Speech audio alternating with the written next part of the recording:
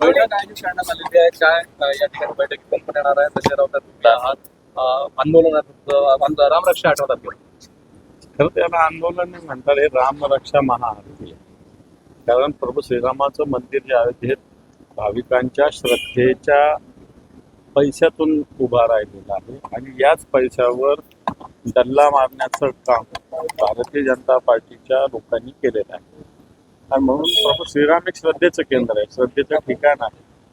त्यामुळे या श्रद्धेचा अवमान कुठं होऊ नये हे पकडलं गेलं. म्हणून एक रामरक्षा महाआरती सगळ्या महाराष्ट्रात आम्ही करतो, ती नागपुरात सुद्धा होणार.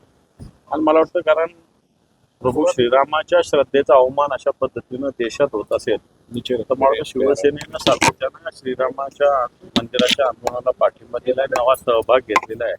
म्हणून मला वाटतं शिवसेने स्थानिक पदाधिकाऱ्यांनी या रामरक्षानंतर एक उद्धवजींची छोटी सभा व्हावी यासाठी स्थानिक पोलीस स्टेशनला पत्रही दिलंय. कशा स्वरूपात ही सभा होणार आहे? नाही, मला ते माहिती नाही. हे रामरक्षा महाआरती महत्वाची तिच्यासाठी आलेले, कारण उगाच राजकीय बाकी सभा वगैरे मला नाही वाटत असं काही होऊ शकेल. ते मला जास्त माहिती, परंतु महाआरती सगळ्यात महत्वाची.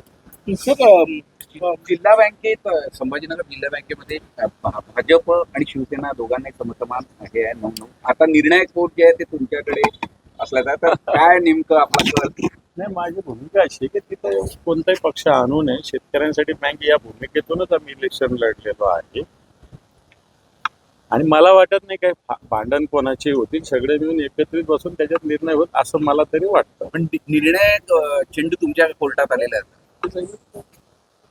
सुप्त निर्णायक जर आला असेल तर निश्चित शेतकऱ्यांच्या हिताच्या बाजूने जो राहील त्याच्या बाजूने उभा राहण्याचा प्रयत्न करू. तसे तर दोघंही पक्ष शेतकऱ्यांच्या बाजूच्या हिताचे नाही, पण त्यातल्या त्यात विचार करू. पण त्यातलं त्यात कोण सरस वाटतं आपल्याला? नाही, अजून उमेदवार काही नाही ना. उमेदवार कोण समोर येतो त्याच्यावर अवलंबून आहे. जयंत पाटील आणि मुख्यमंत्र्यांची कालची भेट, एकूणच राष्ट्रवादी पवार गट एनडीए सोबत येण्याच्या चर्चा कसं बघता तुम्ही? असं मला असं वाटत नाही काही कामानिमित्त जयंत पाटील साहेब मुख्यमंत्र्यांना भेटलेले आहेत.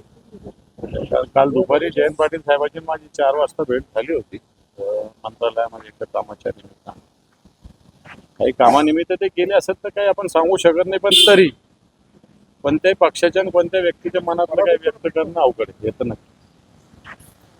शक्यता तुम्हाला असं वाटते का तुमचं हे जे वाक्य आहे इन्व्हर्टेड कामामध्ये ते तुम्हाला काही शक्यता वाटते का? कारण यापूर्वी काही खासदार गेले आहेत